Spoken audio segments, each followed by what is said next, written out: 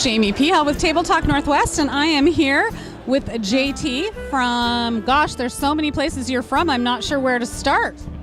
RN74, WT Vintners. And most recently?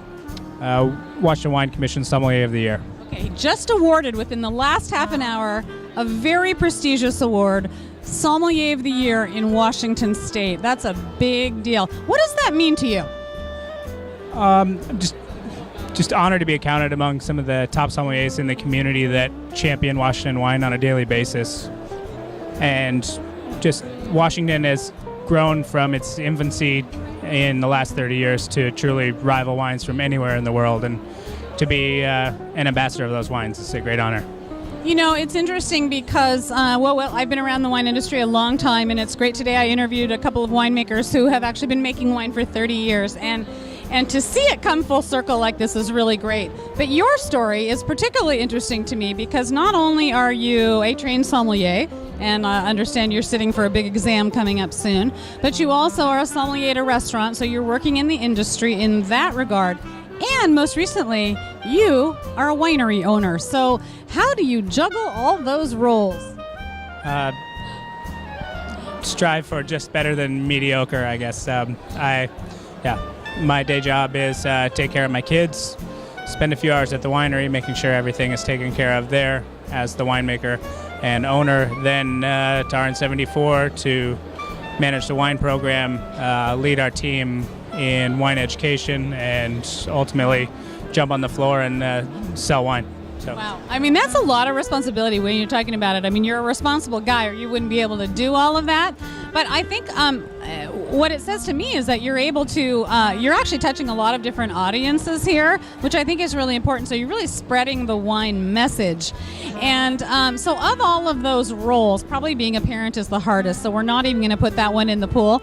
But of the role of being a sommelier at a well-known restaurant, a chef who's created an amazing company, and owning your own winery and being your own boss, how do those two compare?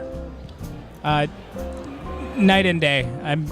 No matter what, I'm part of a team. It's always just bigger than me. It's about ultimately creating something, be it an experience that you ingest or an experience that you provide, just taking care of people and kind of enhancing lives in one way or another. And it's I don't know. There's one's not more rewarding than the other. They're both just super cool, and the fact that I get to just be around so many dynamic people from so many different walks of life every day is, I don't know, I kind of have multiple dream jobs all happening at once. It's really amazing. You really do. You're living the dream in a way. Working hard for it, but living the dream. So I was really excited when I got to taste your Gruner Veltliner because there's so few of them in Washington State, and you were a champion of that grape. So I'd like to hear a little bit about where the inspiration for that came from. I know Gruner's an old sommelier darling that seems to have never quite gained the traction that maybe the country of Austria would like, but it is one of the most kind of dynamic and diverse varietals that spreads from bracingly acidic to really rich and delicious, and suits all different types of food styles. And so as a sommelier, when the opportunity to work with that fruit from a really cool site in Washington that's truly atypical of anything anywhere else, any other vineyards I've experienced, it was just kind of a no-brainer.